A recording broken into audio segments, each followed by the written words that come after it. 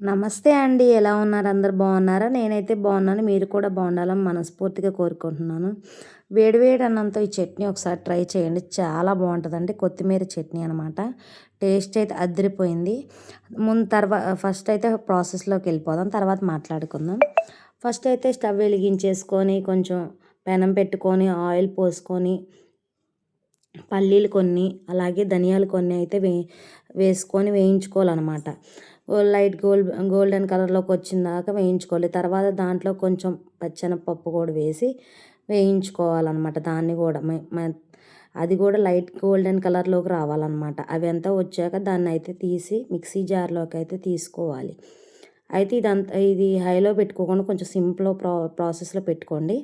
SIM ప్రాసెస్లో పెట్టుకొని ఇంకా లైట్ గోల్డెన్ కలర్లోకి వచ్చాక దాన్ని అయితే మిక్సీ జార్లోకి అయితే తీసేసుకుందాం. తర్వాత అయితే పచ్చిమిర్చిని అయితే శుభ్రం కడిగేసి మళ్ళీ పెనం పెట్టేసుకొని కొంచెం ఆయిల్ అయితే పోసుకున్నాను. పెనం పెట్టుకొని ఆయిల్ పోసుకొని కొంచెం ఆయిల్ హీట్ అయ్యాక 4 పచ్చిమిరపకాయలు తొడాలు తీసి వాటిని అయితే ఆయిల్లో అయితే వేసుకున్నాను.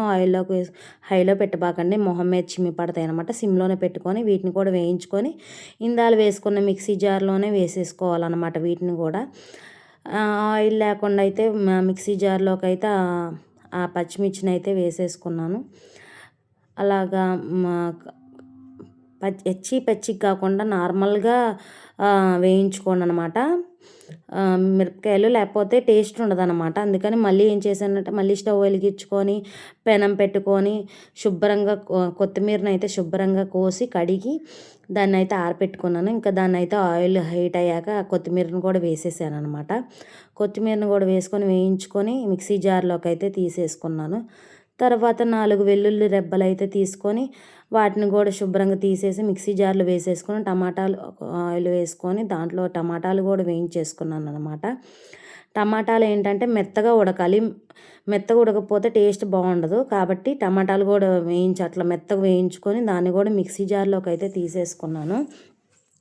అయితే కొంచెం మిక్సీ జార్లో తీసుకున్నాక టమాటాలు వేసాక వేడి మీద కదా హీట్ అవుతుంది, దాన్ని కొంచెం లోపల మొత్తం కలిపేసాను అన్నమాట.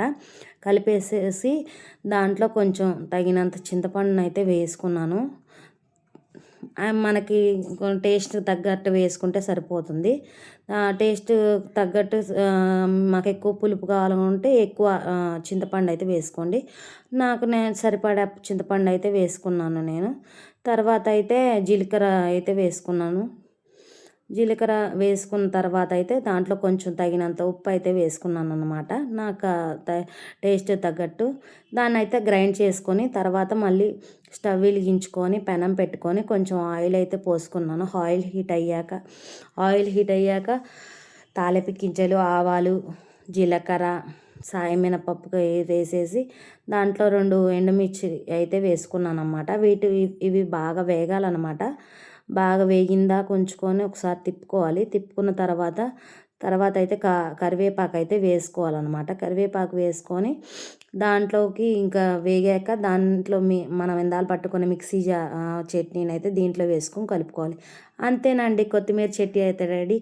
ఈ వీడియో నచ్చితే లైక్ చేసి షేర్ చేసి సబ్స్క్రైబ్ చేసుకోండి. మరొక వీడియోతో కలుద్దాం.